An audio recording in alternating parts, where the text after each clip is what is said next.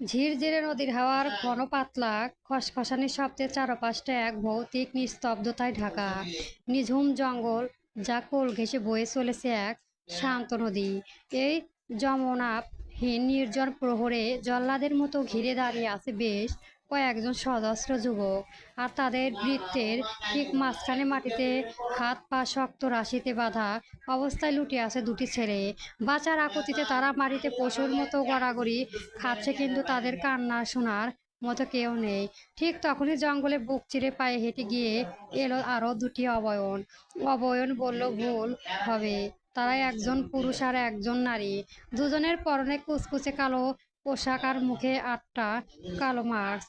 তারা সামনে এসে দাঁড়াতেই চারপাশে জল্লাদের মধ্যে এক অদ্ভুত তংপাতল দেখা দিল। আচমকাই সেই মাস্ক পরিহিত রহস্যময়ী নারীটি তার হাতে একটি আঙুল তুলে বাকিদের দিকে ঠান্ডায় ইশারা করলো। আর সেই ইশারা পাওয়ার মাত্র হিংসে নেকড়ের মতো ছেলে দুটির ওপর ঝাঁপিয়ে পড়ে বাকি যুবকেরা।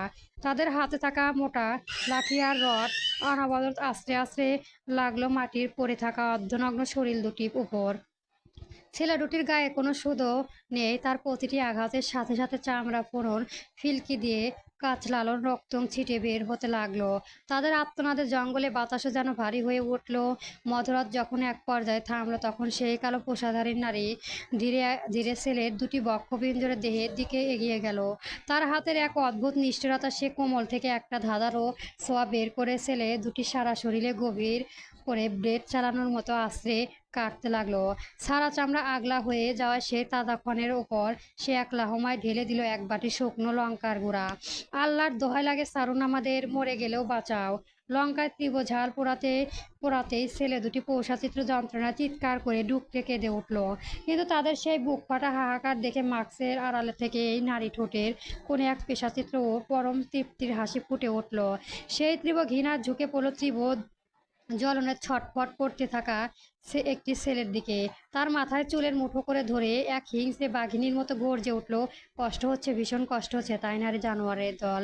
ঠিক এই রকমই তীব্র, এর চেয়েও হাজার গুণ বেশি নরক যন্ত্রণা হয়েছিল সেই নিষ্পাপ মেয়েগুলো, যাদের তোরা মানুষ নামের কলঙ্ক চেয়েও ভয়াবহ ছিঁড়ে পুড়ে খেয়েছিলি।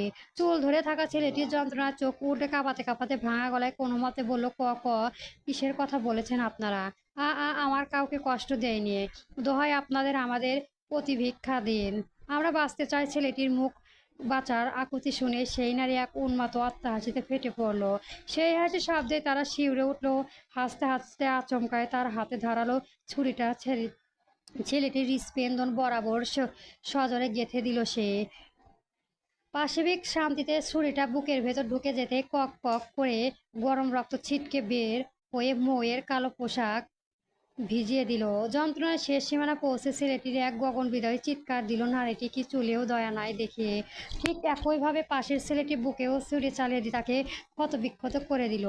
দুজন নরপিশাচ যখন নিজেদের রক্তে পুকুরে শুয়ে ছটফট করছে, তখনও নারী পুরুষের চোখে এক পরম বিজয়ের আনন্দ চকচক করে উঠল। নারীটি আবারও এক প্রলয়ঙ্কারী হুঙ্কার ছাড়লো, প্রাণ ভিক্ষা চায় তোরা, প্রাণ ভিক্ষা দিয়েছিলি তোরা সেই অসহায় মেয়েগুলোকে, প্রাণ ভিক্ষা যাদের তোরা স্প্রে ওয়ান টাইম টিস্যুর মতো ইউজ করে ডাস্টবিনে ছুঁড়ে ফেলেছিলি। তারা যখন তোদের পায়ে ধরে জীবনের শেষ আকুতি করেছিল, তখন তো তোদের পাষাণ মন গলেনি। তবে আজ কেন তাদের আমি মুক্তি দেই বল? প্রথম ছেলেটি রক্তাক্ত মুখ উঁচিয়ে শেষবারের মতো কিছু একটা বলার চেষ্টা করতে ক্ষিপ্ত হয়ে একটা পর একটা গুনে গুনে 6বার ধারালো ছুরি ফলানো বসিয়ে দিয়ে ছেলেটি ক্ষতবিক্ষত বুকে প্রতিটি ফলা বসানোর সাথে সাথে মাংস কাতর বিভীষণ শব্দ লাগতে লাগা। ছেলেটি নিজের জীবনের চেয়েও ভিক্ষা চেয়ে গোংড়াতে লাগলো, কিন্তু সেখানে কেউ তার কথা শোনা দাঁড়িয়ে নেই। হুট করে সে নারী তার সমস্ত রাগ মূর্তি আর খুনের চেয়ে নিজ ছেলেটির কানের কাছে মুখ নামালো। শীতল ও ফিসফিসানে কণ্ঠে আওড়ালো, প্রথম ফোনাটা দিলাম আমার জানের টুকরোকে মিথ্যে প্রলোভন দেখিয়ে তাদের পশুবৃত্ত চাহিদা মেটানোর জন্য। দ্বিতীয় ফলাটা দিলাম আমার জানের নিষ্পাপ হৃদয়টাকে টুকরো টুকরো করে ভেঙে ফেলার জন্য। তৃতীয় ফলাটা দিলাম আমার জান তোকে নিজের আপন ভাই ভেবে বিশ্বাস করার পর যেভাবে তুই তাকে পেছন থেকে ঠকিয়েছিস তার প্রতিশোধে। চতুর্থ ফলটা দিলাম আমার জানের ওপর তোরা যে অমানবিক ও পাশবিক নির্যাতন চালিয়েছিলে তার জন্য। পঞ্চম ফলাটা দিলাম আমাদের পরিবারের সকলে বিশ্বাস এভাবে ভেঙে দেওয়ার জন্য। আর এই ষষ্ঠ ফলাটা দিলাম কারণ আমার আম্মু তোকে নিজের পেটে ছেলের মতোই ভালোবেসে বিশ্বাস করেছিল, আর তুই সেই মায়ের পেটে অন্ন খেয়ে তার সাথে বেইমানি করলি। মৃত্যুর কোল ঘেঁষে দাঁড়িয়ে ছেলেটির চোখ দুটো কোনো মতে মেলে শেষ নিঃশ্বাস ত্যাগের আগে কাঁপা কাঁপা ঠুকে জিজ্ঞেস করলো, ক ক কে আপনি? নাইটি নিজের মুখের মাস্কটা এক ঝটকায় সরিয়ে নিল। চাঁদের আলোয় তার চোখে হিংস্র আর ঠোঁটের বাঁকা হাসি স্পষ্ট ফুটে উঠল, এবং ততক্ষণে আবারও মুখ ঢেকে সে চিবিলে চিলে বলো, আমি তালুকদার বাড়ির মেজ মেয়ে এবং চৌধুরী বাড়ির মেজ পুত্রবধূ তাসফিয়া মৌ চৌধুরী। কথাটা শেষ করে মৌ আর এক মুহূর্তে অপচয় করলো না। পাশে দাঁড়িয়ে থাকা কালো পোশাক পরিহিত পুরুষটি হাত থেকে এক কেঁপে মাথা নামানোর চওড়া ভারী রাদাম নিজের হাতে তুলে নিল। সারা শরীর রক্ত করে সে চিৎকার করে উঠল, আল্লাহ আকবার। সে পবিত্র ভয়ঙ্কর ধ্বনি বাতাসে প্রতিদ্বন্দ্বিত হয়ে মৌ তার হাতের রামদা দিয়ে সজোরে কোপ বসালো ছেলেটির গলায়। এই কোপে ধর থেকে মাথা আলাদা হয়ে ছিটকে পড়লো বহু দূরে। ঠিক একই ক্ষিপ্রতায় সে পাশে নরপিশাচটি গলাতেও রামদাও চালালো। সদ্য গলায় এক মুরগির মতো দুটি মাটিতে পড়ে কিছুক্ষণ তীব্রভাবে লাফালাফি করতে লাগলো, আর তাদের শরীর থেকে বের হলো ফিনকি দেওয়াল লাল রক্তের চারপাশে মাটি ও ঘাস ভিজিয়ে কাদা হয়ে গেল। দেখতে দেখতে দেহ দুটি পাশে স্পন্দনটুকুও স্তব্ধ হয়ে গেল। তারা নিজেদের পাশে শাস্তি পেয়েও উপরে পানি জমালো। সে কালো পোশাক পরিহিত পুরুষালী আর কেউ নয়, স্বয়ং সাব্বির। সাব্বির এক বিশ্বাসজয়ে তৃপ্তির হাসি হেসে সাব্বিরের দিকে হাত বাড়ালো। সাব্বির পকেট থেকে কয়েক বান্ডিল চকলেটের টাকা মৌয়ের হাতে দিল। মৌ সেই টাকাগুলো যুবকদের হাতে তুলে দিয়ে ইশারা করতে তাদের নিজেদের পরিশ্রমিক পেয়ে আর এক সেকেন্ডও দাঁড়ালো না। নদীর তীরে লুকিয়ে থাকা স্পিড বোটে উঠে তারা মুহূর্তের মধ্যে অন্ধকারে বুকে হাওয়া হয়ে গেল। তারা চলে যেতেই মৌ আর সাব্বির দ্রুত নিজেদের গা থেকে রক্ত ভেজা কালো পোশাক এক মুখে মাস্ক খুলে ফেললো। চতুর্থ অপরাধীর মতো তারা সমস্ত আলোময় নদী শ্রেতনীয় জলে ভাসিয়ে দিল, যাদের কোনো পরশানির টিম বা পুলিশ খুঁজে বিন্দুমাত্র চিহ্ন খুঁজে না পায়। তবে যাওয়ার আগে মৌ ওই দুটি মূল্যহীন লাশের মাঝখানে ছোট্ট একটা সাদা চিরকুট রাখলো, আর তারও একটা ভারী পাথর চাপা দিল, যাতে নদী বাতাসে ওটা উড়ে না যায়। সেই রক্ত ভেজা চিরকুটে গুটিয়ে অক্ষর বড় বড় করে লেখা ছিল, ধর্ষণকারীদের এই পৃথিবীতে বেঁচে থাকার কোনো রাইট নেই।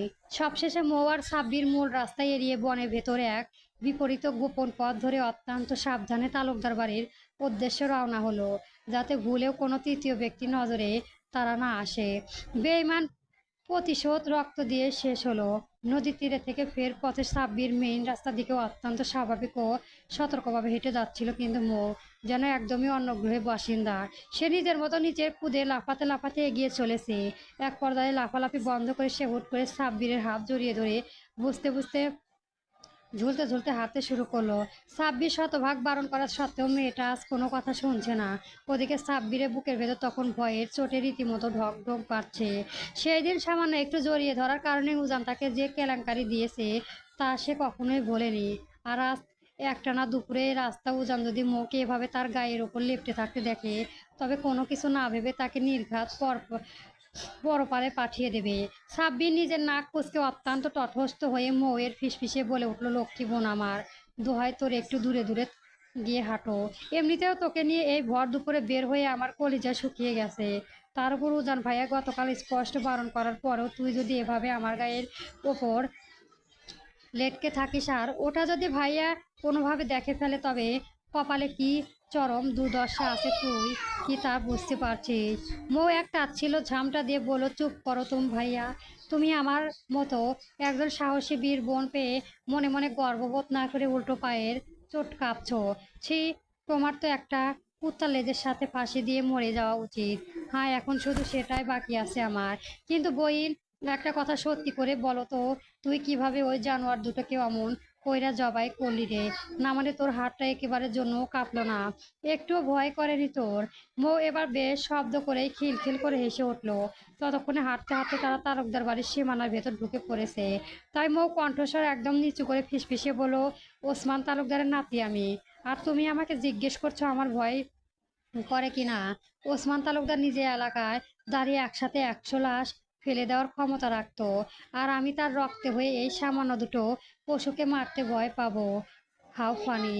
মোয়ের আজব যুক্তি শেষ হতে না হতেই মেয়ের মা অত্যন্ত ফ্যাকাশে মুখ দৌড় তাদের দিকে এগিয়ে এলেন।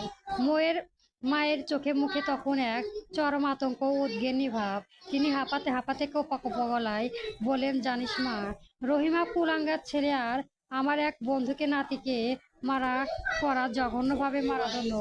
গলা কেটে মাথার শরীরকে আলাদা করে নদী তীরে ফেলে রেখে গেছে। পুরো গ্রাম তোলপাড় হয়ে যাচ্ছে। মৌ মুহূর্তের মধ্যে নিজের মুখে সমস্ত ভাব পরিবর্তন করে অবাক হওয়ার নাটক করলো। সে নিজের শুকনো মুখে বানিয়ে আমতা আমতা করে বলে, সত্যি বলছো, আমি একটা পশুর মতো মানুষের জঘন্য কাজটা করতে পারলো। তবে আমার কি মনে হয় জানো আম্মু, যেই কাজটা করেছে সে একদম ঠিক কাজ করেছে। তার উচিত ছিল ওই ধর্ষণগুলোকে শুধু গলা না কেটে ওদের ইয়েটা আগে কেটে ফেলা। তবে না, আসল শাস্তি হতো। মোয়ের মুখ থেকে এমন ঘোরার ও খোলামেলা কথা শোনা মাত্রই তার মা পুরো থমথম খেয়ে গেল। পাশেই রোহান আর সাব্বির দাঁড়িয়ে আছে। আর তাদের মতো জোনার ছেলেদের সামনে মেয়েটা কিভাবে এমন অবলীয় এসব কথা উচ্চারণ করে। মোয়ের মা লজ্জায় আর অস্বস্তিতে তোলাতে তোলাতে বললেন, আচ্ছা তোরা এখানে থাক, আমি একটু ওদিকে থেকে আসছি। এই বলে তিনি আর এক মুহূর্তেও সেখানে না দাঁড়িয়ে দ্রুত পায়ে চলে গেলেন। তিনি চলে যেতেই সাব্বির আর নিজের হাসি চেপে রাখতে পারলেন না। সে হো হো করে হেসে উঠলেন, এই তেঁতুল গাছে পেতনি, তোর ভেতরে সাধারণ বোধ বুদ্ধি কি একেবারে লেপ হয়ে গেছে নাকি? মামির সামনে কেউ অমন ইয়ে কাটার কথা বলে? যাহ বাবা, দোষ কই ওই নরপিশাচগুলো, অথচ তাদের বেলায় কিছু না। আর আমি জাস্ট একটা ন্যাচারাল স্যালুয়েশনের কথা বলছি বলেই যত দোষ। মৌ মুখ বাঁকালো। তারপর মৌ এবার ধীরে পায়ে মেহেরের দিকে এগিয়ে গেল। মেহের তখন বড় বড় চোখ করে ফ্যাকাশে ও শুকনো মুখ মৌয়ের দিকে তাকিয়েছিল। সে মৌয়ের কাছে আসতে অত্যন্ত কাঁপানো গলায় শুধালো, মৌ, সত্যি করে বলো তো, কে করলো এসব? গ্রামের মানুষ তো ভয়ে কাঁপছে, যে ইরু করিক না কেন, পাপ করলে তার শাস্তি তো প্রকৃতি কোনো না কোনোভাবে দেবে। So just seal baby. এই বলে কোনো এক বিজয়ের মতো মেয়ের চারপাশে গেল হয়ে ঘুরতে লাগলো। সাব্বির পরলোক ভাবি মেয়েটার এক অদ্ভুত কাণ্ডের দিকে তাকিয়ে রইল। এত বড় একটা নৃশংসন খুনে মিশন শেষ করে একটা মেয়ে কিভাবে এত রিল্যাক্স মুডে ঘুরতে পারে, এমনকি অন্যকে চিল করা পরামর্শ দিতে পারে ভেবে সাব্বিরের মাথায় ঘুরে যাওয়ার দশা হলো। সাব্বির কিছুটা মোয়ের দিকে ঝুঁকে এসে সে তুষারে আওড়ালো, বইন রে, তুই এত রিল্যাক্স কিভাবে থাকিস? সাব্বির একগাল মুচকি হেসে সেখান থেকে প্রস্থান করলো। সাব্বির চলে যেতেই মেহেরের হাত ধরে বাড়ির চারপাশটা ঘুরে ঘুরে দেখতে লাগলো। তার মুখে এখন পরম তৃপ্তি ও বিজয়ের হাসি দেখে মেহেরের মনের ভেতর সুপ্ত সন্দেহটা এবার দ্বিগুণ রূপ নিল। গতকাল রাতে এই মেয়েটা সাব্বিরের সাথে আড়ালে ফিস ফিস করে কি যেন গোপন কথা বলেছিল। এমনকি আজ সকাল থেকেও যে অনেকক্ষণ ধরে বাড়িতে ছিল না, আবার তার ফেরার ঠিক পরই খবর এলো যে মেহেরের জীবনে সে ধর্ষণের বাকি দুজনের কেউ অত্যন্ত নিষ্কৃতভাবে কেটে নদীর তীরে ফেলে রেখে এসেছে। মেহের আর নিজেকে ধরে রাখতে পারলো না। সে এক গভীর সন্দেহ ভরা ও তীক্ষ্ণ দৃষ্টিতে মোয়ের চোখের দিকে চেয়ে থমকানো গলায় বলে উঠল, পাখি, একদম সত্যি করে বল তো আমায়, এই পুরো কাণ্ডটা তুই নিজেই করেছিস তাই না? দেখ পাখি, আমার কাছে অন্তত কোনো মিথ্যে কথা বলিস না। 5 বছর আগে সেই অভিশপ্ত ঘটনার কথা আমি কিন্তু আজও ভুলে যাইনি। সেই দিন হয়তো তুই তীব্র রাগের মাথায় ওই 4 কুলাঙ্গারের মধ্যে থেকে একজনকে চালান্ত গাড়ির সামনে ধাক্কা দিয়ে ফেলে দিয়েছিলি। আর তার ঠিক 3 বছর পর দ্বিতীয়জনকে কেউ একজন ছুরি দিয়ে কুপিয়ে মেরে ফেলেছিল, যার ভয়ে বাকি দুজন কুলাঙ্গা এই গ্রাম ছেড়ে পালিয়ে গিয়েছিল। আর আজ 2 বছর পর যখনই তারা আবার এই গ্রামে পা রাখলো, ঠিক তখনই তো হুট করে এই গ্রামে আসার জন্য জেদ চাপলো। এসব কিছু টাইমিং কেন যেন বড্ড সন্দেহজনক লাগছে আমার কাছে। প্লিজ পাখি, আমার বল, কি হয়েছে আজ সকালে? মেহেরের এমন অকট্ট যুক্তি জোর মৌয়ের মুখে বিন্দুমাত্র ভয়ের রেখা ফুটলো না। সে মেহেরের গলা দুটো আলতো করে টিপে দিয়ে অত্যন্ত আদরে সুরে বলল, ওই বেবি, তুই না পারিস বটে, আমি ওসব খুনাখুনি বিন্দুমাত্র কিছু জানি না। তুমি ওসব আজে বাজে চিন্তায় মাথা থেকে ঝেড়ে ফেল। জাস্ট এটা ভেবে খুশি হওয়া যে পাপীরা শেষমেশ তাদের নিজেদের করা পাপের চরম শাস্তি পেয়ে গেছে। এবারে আজগুবি গোয়েন্দাগিরি বন্ধ করে সোজা নিজের বরের কাছে যা তো দেখি। ইফাত ভাইয়া তার বউকে সারা নিশ্চয় ওদিকে ছটফট করেছে। আর আমি বরং একটু গিয়ে দেখি আমার ওই ফটাস প্রফেসর বর্তার আবার কোথায় কোথায় টাই টাই ঘুরে বেড়াচ্ছে। এই বলে মৌ মেহেরের উজানের একা দাঁড় করিয়ে রেখে নিজের ঠোঁটের কোণে এক রহস্যময় হাসি ঝুলিয়ে অত্যন্ত হালকা পায়ে বাড়ির পেছনে বাগানটার দিকে এগিয়ে গেল। পরবর্তী গল্প পেতে আমার চ্যানেলটি সবার আগে সাবস্ক্রাইব করে রাখবেন। গল্পটি কেমন হয়েছে অবশ্যই কমেন্ট বক্সে জানাবেন। ধন্যবাদ। গল্প প্রফেসর উজান চৌধুরী। চলবে।